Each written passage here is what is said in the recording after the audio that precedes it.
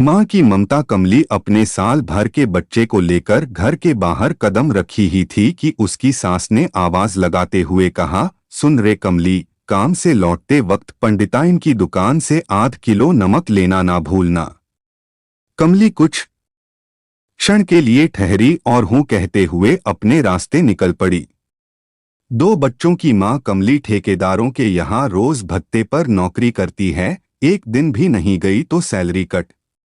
जब कमली इस संबंध में बात करती है तो ठेकेदार का बेटा कहता, मैंने तुम्हें सरकारी नौकरी दे रखा है क्या?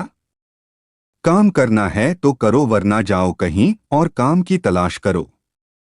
कमली जवाब देती, इतने दिन से तो काम करते आई हूं तुम्हारे यहाँ। जब तुम्हारे बाप थे तो पूरा का पूरा महीना का पैसा आता और तुम हो की।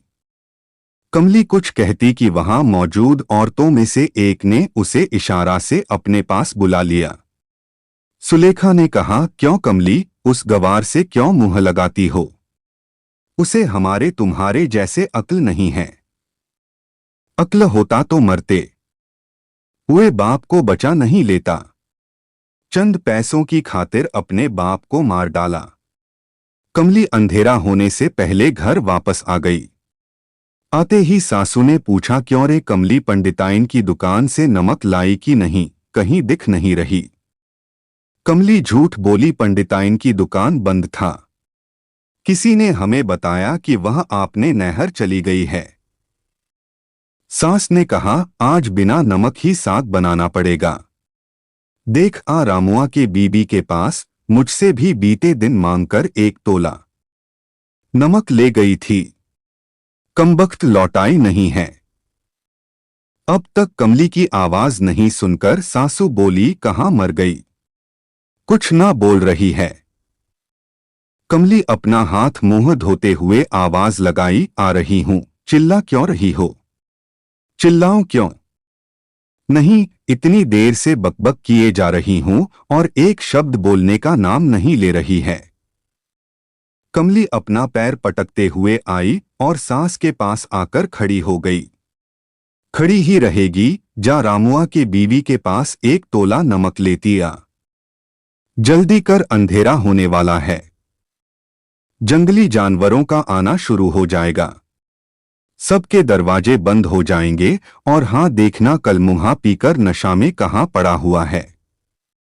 खोज खबर करती आना। जंगल से कुछ ही दूरी पर एक छोटा बस्ती है जो धीरे धीरे छोटे गांव में विकसित हो गया। पर एक दूसरे की झोपड़ी अभी भी कुछ दूरी पर बना हुआ है। कभी कभार इस गांव में बाघ, चीता और अन्य जंगली जानवर रास्ता भटक कर गांव की तरफ आ जाते हैं और लोगों और पालतू जानवरों पर हमला कर देते। इसी हमले में कमली के ससुर मारे गए। समय पर इलाज की व्यवस्था नहीं हो पाया, जिसके कारण धीरे धीरे मौत के मुंह में चले गए थे। इस गांव से शहर 5 मील की दूरी पर है। जंगल के रास्ते से गुजरना पड़ता है। जिसके पास गाड़ी है वही महीने 2 महीने में एक बार शहर जाते हैं।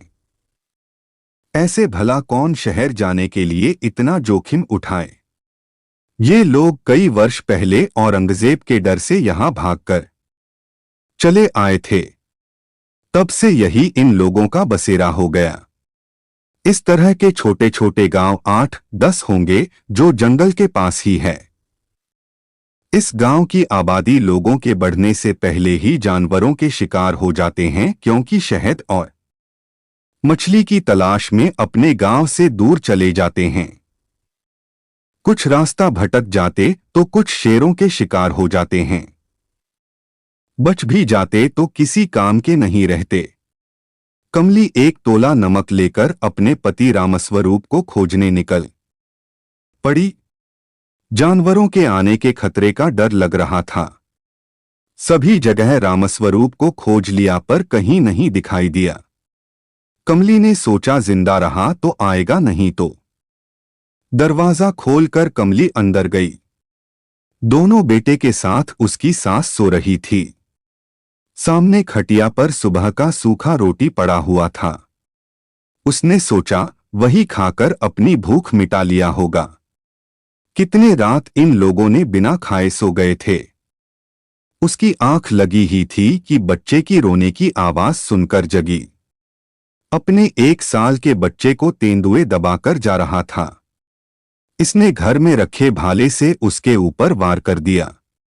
तेंदुए ने बच्चे को छोड़कर उस पर हमला कर दिया। कमली घायल होकर जमीन पर गिर पड़ी। उन लोगों की आवाज सुनकर आसपास के घरों से आदमी अपने हथियार लेकर दौड़ते हुए आया। तेंदुए डर कर भाग गया, पर कमली खून से लथपथ जमीन पर पड़ी थी। कमली की सांसें कम होते जा रहे थे और अंततः वह अपने बच्चे को छोड़ सदा के लिए अपनी आंखें बंद कर ली। उसका पति रामस्वरूप अब भी नशे में धुत अपनी पत्नी कमली को एक बार देखा और खटिए पर लुढ़क गया।